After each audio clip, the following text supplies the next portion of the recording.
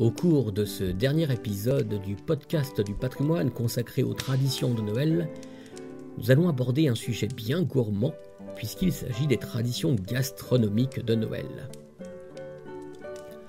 Au repas de Noël, si abondance rime avec succulence, c'est aussi l'occasion de déguster des mets qui tiennent au corps et qui réchauffent, comme le traditionnel vin chaud aux épices.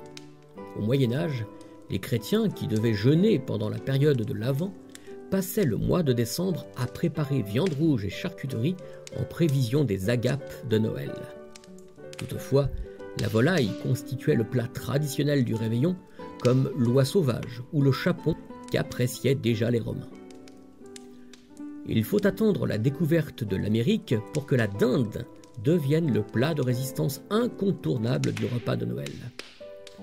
Appelée poule d'Inde par les Espagnols qui croyaient avoir découvert une nouvelle route vers les Indes, celle-ci a été introduite en France sous Louis XIV, qui en conservait plusieurs spécimens dans sa ménagerie de Versailles. Enfin, le repas de Noël ne saurait se terminer sans ses traditionnels desserts, qu'il s'agisse des mandarines venues d'Asie, des bonhommes en pain d'épices très prisés dans l'est de la France, ou des pâtisseries propres à chaque région, comme les cornus du Limousin ou les springles d'Alsace. Voyons tout d'abord, parmi ces desserts, les 13 desserts de Provence. En Provence, le repas de Noël appelé gros souper est empreint de rituels liés au christianisme.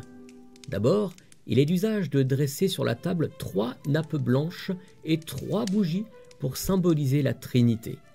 Ensuite, les puristes affirment qu'il faut consommer 7 plats en mémoire des 7 plaies du Christ. Enfin, le repas doit se terminer par les 13 desserts traditionnels symbolisant le Christ et ses 12 apôtres. Des prunes de Brignoles, des poires et des pommes, des cédrats confits, de la confiture de coing et de la confiture de fruits au mou de raisin, du nougat blanc et du nougat noir, du fromage blanc, des fougasses, des bugnes frites, des galettes au lait parfumé au fenouil et au cumin, de la pompe à l'huile d'olive, et enfin 4 fruits secs appelés les 4 mendiants, aux références aux 4 ordres religieux du même nom. Les raisins secs pour les dominicains, les figues sèches pour les franciscains, les noisettes pour les augustins, et les amandes pour les carmes. En fin de repas, on ne débarrasse pas la table afin que les anges et les défunts puissent se repaître des agapes restantes. Un repas de Noël bien souvent ne peut se terminer sans la traditionnelle bûche. Ce délicieux gâteau glacé que l'on déguste à Noël aurait été créé en 1945 par un pâtissier soucieux de rappeler une ancienne tradition tombée en désuétude.